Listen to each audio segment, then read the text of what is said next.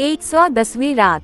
जब 110वीं रात हुई तो उसने कहा कि ए नेकबख्त बादशाह, जब सुलेमान शाह का बेटा ताज अलमलूक फारान शह सवारी में माहिर हो गया और इस फन में कोई उसका हम पल्ला न रहा, तो जब कभी वो किसी काम के लिए बाहर जाता तो उसके इंतहाई हुस्न की वजह से जो से देखता इस पर फरीफता हो जाता, यहाँ तक के लोग इसकी तारीफ में अशार नज़म करते और इसकी खूबसूरती की वजह से बड़े शरफा इसकी मोहब्बत में गिरफ्तार हो जाते। जब वो 18 साल का हुआ तो उसके सुर्खू सफेद रुखसारों पर सब्जा का आगाज हुआ और एक तिल ने जो अंबर के दाने की तरह था सोने पर सुहागे का काम किया। लोगों की अक्लें और नजरें इस पर महू होने लगे। जब वो इस तरह जवान हो गया और इसकी खूबसूरती और भी निखर आई तो उसके दोस्त अहबाब सबकी यही तमन्ना थी कि बाप के मरने के बाद वही बादशाह हो और वो लोग इसके उमरा बने। शहजादे को सैर वो शिकार से बहुत शौक पैदा हो गया और वो एक पहर के लिए भी इससे दस्तबरदार न होना चाहता था, मगर उसका बाप सुलेमान शाह उसे हमेशा इससे मना करता था, इस डर से कि कहीं जंगल के वहशी जानवरों से उसे नुकसान न पहुँचे। लेकिन शहजादा इससे बाज ना आता था। एक दिन का वाकया है कि उसने अपने खादिमों से कहा कि 10 दिन का खाना पीना और चारा दाना साथ ले लो, और इन्होंने इसके हुक्म की तामील की। जब वो अपने साथियों के साथ सीरू शिकार के लिए रवाना हुआ तो 4 दिन तक जंगल में चलते चलते वो लोग एक सब्जाजार में पहुँचे और देखा कि वहाँ जंगली जानवर चल रहे हैं और दरख्त फलों से लदे हुए हैं और चश्मे बह रहे हैं।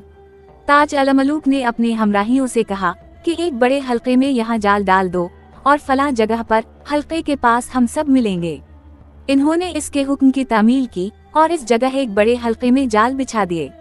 तरह तरह के हिरन और दूसरे वहशी जानवर वहाँ आकर जुमा हुए और लोगों को देखकर शोर मचाने लगे और घोड़ों को देखकर भागने लगे।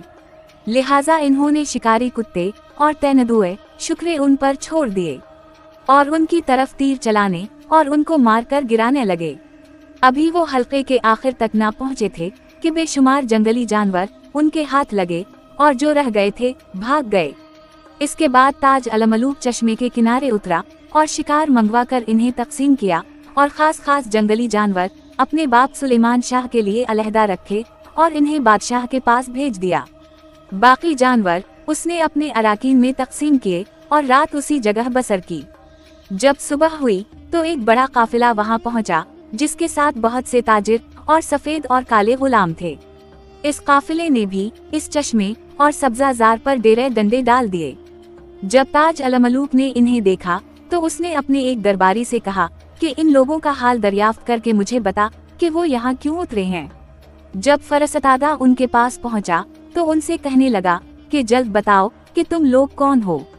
इन्होंने कहा कि हम ताजिर हैं और यहाँ आराम करने के लिए उतरे हैं, क्योंकि हम दूर से चलकर आए हैं। यहाँ हमने इसलिए मंजिल की है कि हमें बादशाह सुलेमान शाह और उसके बेटे की तरफ से इत्मीनान है, और जो कोई भी इसकी हुकूमत में उतरता है वो अमन में रहता है। हम शहजादे ताज अलमलूक के लिए नफीस कपड़े लेकर आए हैं। ये सुनकर फरसतादा शहजादे के पास वापस आया और जो कुछ उसने ताजिरों से सुना था वो बयान किया। शहजादे ने कहा कि चूंकि वो मेरे लिए कुछ चीजें लाए हैं, लिहाजा मैं जब तक उनसे ना मिल लूं यहाँ से ना टलूंगा और शहर ना जाऊंगा। ये कहकर वो सवार हो गया और उसके गुलाम इसके पीछे पीछे हो लिए, यहाँ तक कि वो काफिले के पास पहुँच गया। ताजिर उसको देखकर खड़े हो गए और उसके लिए नुसरत और इकबाल और इज्जत के दवाम और बुजुर्गियों की दुआ मांगी और सुर्ख अतलस का खैमा इसके लिए नस्ब किया जिसमें मोतियों और जवाहरात के बेल बूटे बने हुए थे, और उसके लिए इन्होंने रेशमी फर्श पर शाही गिरे लगाए जिसका सरहाना जमरद से कुढ़ा हुआ था। ताज अलमलूक बैठ गया और गुलाम हाथ बांध कर खड़े हो गए और ताजिरों को बलवा कर उसने कहा कि जो कुछ तुम्हारे पास है ला कर दिखाओ। ताजिर अपना अपना माल इसके पास लाए और उसने देखकर जो चीजें इसके काबिल थीं ले और उनकी पूरी कीमत अदा कर दी। इसके बाद वो सवार होकर रवाना हो ही रहा था कि इसकी नजर काफिले पर पड़ी और उसने देखा कि उनमें एक खूबसूरत नौजवान है जिसकी पोशाक नफीस और चेहरा खूबसूरत है, पेशानी आबूताब वाली और मुंह चांद का सा। लेकिन इस जवान का हुलिया बदला हवा और रंग जर्द पड़ गया है और मालूम होता है कि अहबाब का फिराक उसे गमजदा किए हुए है।